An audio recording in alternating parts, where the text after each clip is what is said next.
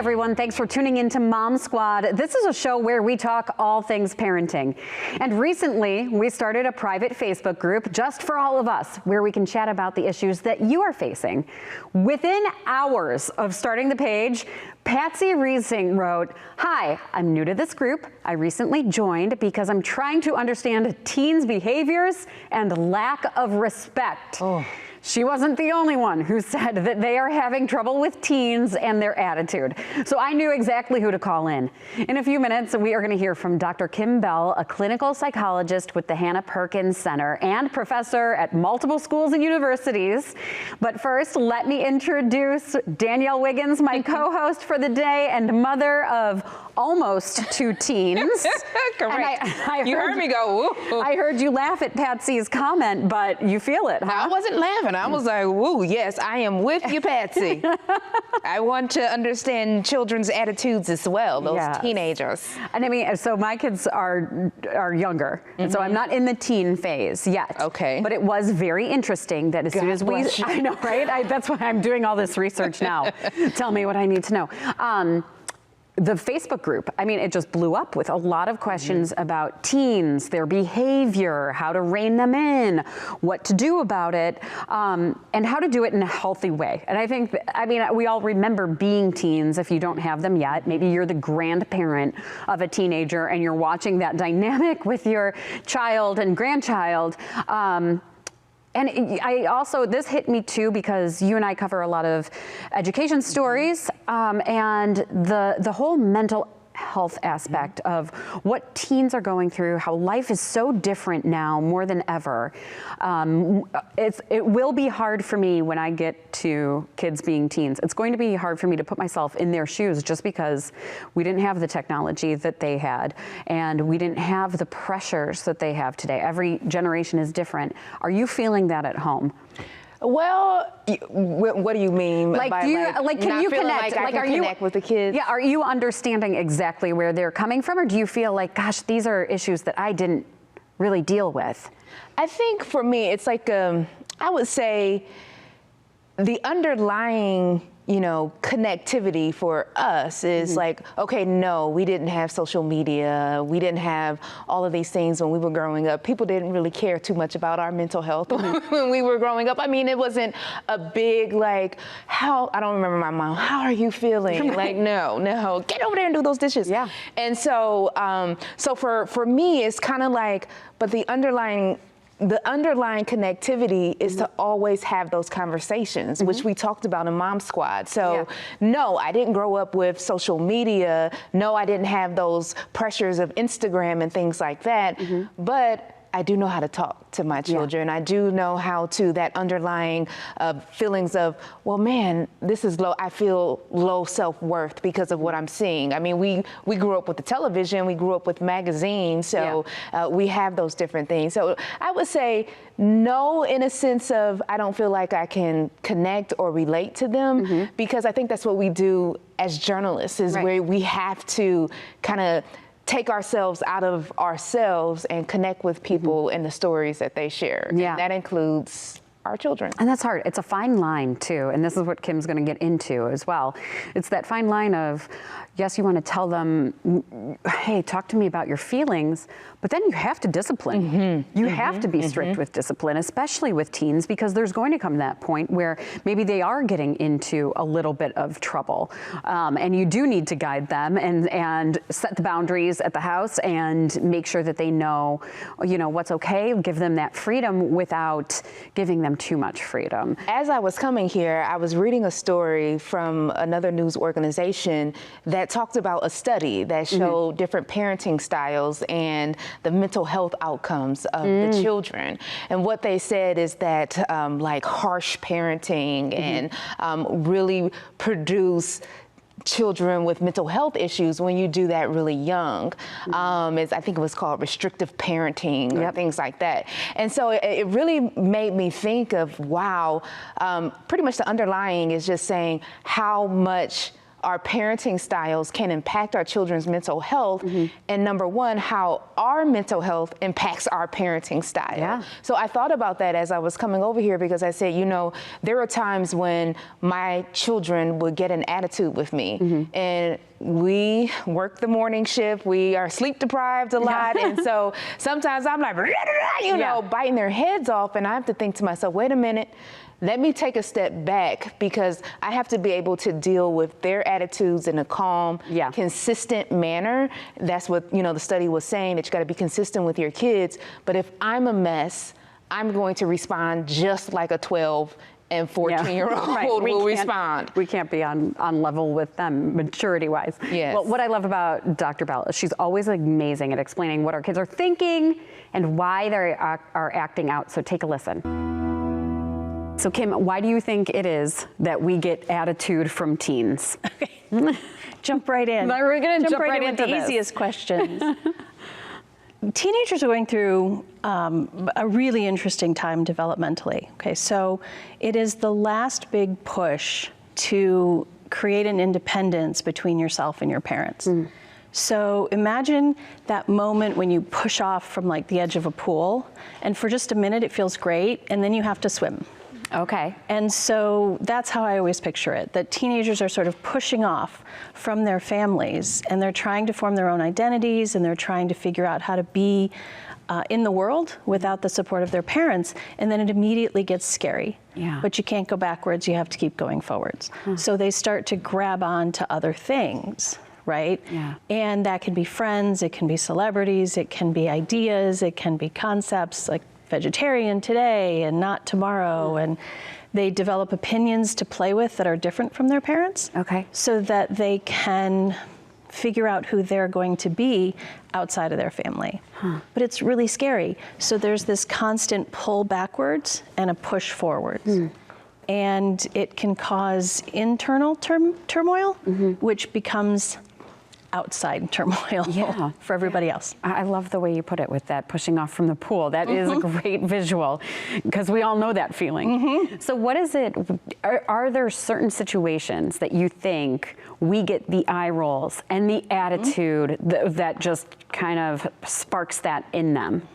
So there can't be a sense, like with each generation, even if you think you are the cool parent, right? Like I'm a cool parent, I remember my teenage years.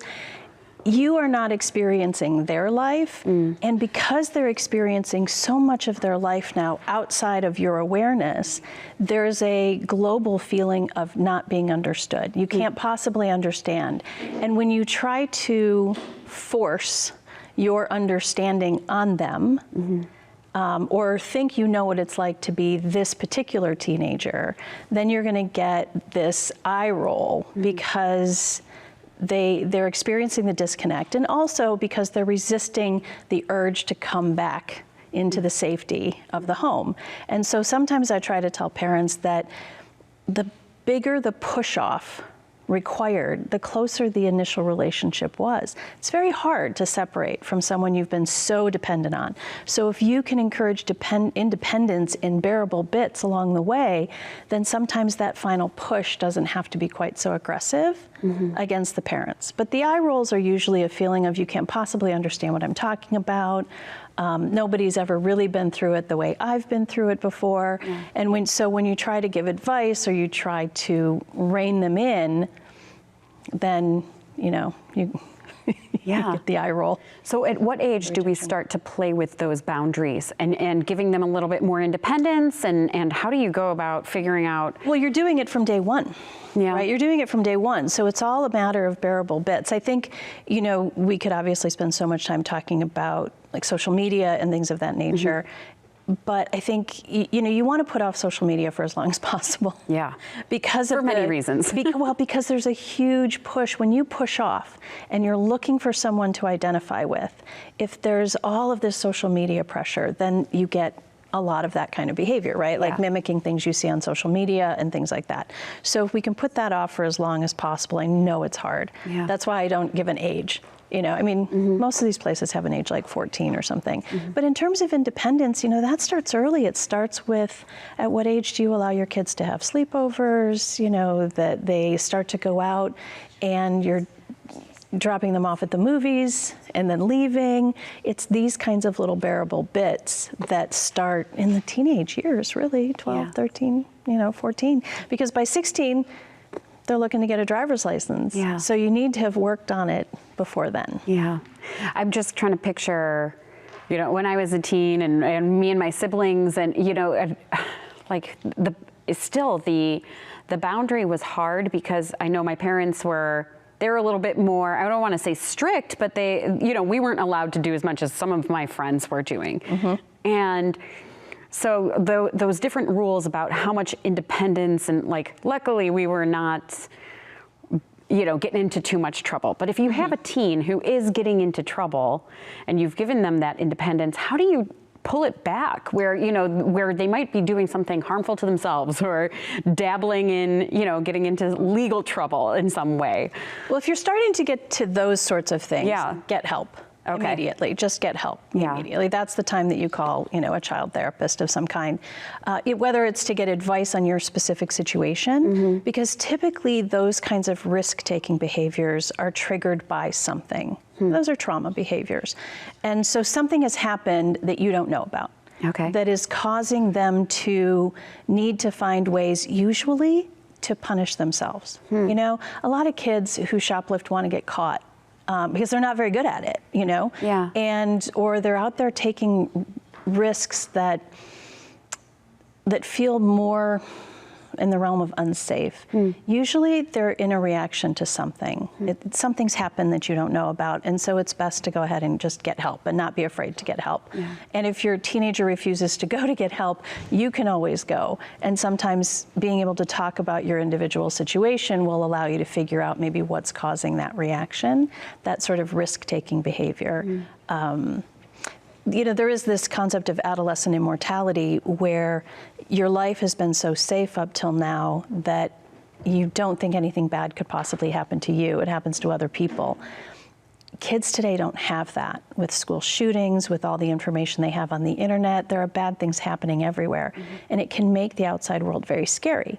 And sometimes you back away from fear, but sometimes you do what we call counterphobic, which is you run towards the thing you're most afraid of to try and master it. And we can see risk-taking behavior with regard to that as well. That's interesting.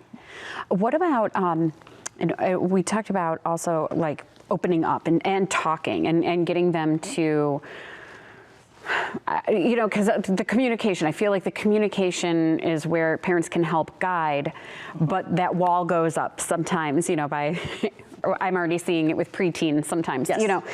So how do you encourage them to come to you and talk to you about maybe if they are afraid of something, or if there is something bothering them in their social groups, or if they're afraid of a school shooting or something? You have to be able to put yourself in a place of non-judgment. Okay, if you want your teenager to tell you everything, you have to be ready to hear it, even if it's something you don't want to hear, whether that involves sexual activity you didn't think was happening, telling you about friends who are out drinking, or, you know, these kinds of teenage pressures. If you react quickly and in judgment, or your tendency is to yank them back really quickly, well, you can't hang out with that person anymore, then they're going to start doing things behind your back. So if you really want to have open communication with a teenager, you have to be ready to hear what they have to say. So you have to prepare yourself to have conversations that are horribly uncomfortable. And I think honesty, right? I think to be able to say, you know what, this is going to be a really uncomfortable conversation for both of us, but we're going to have it. You know, we're going to have this conversation.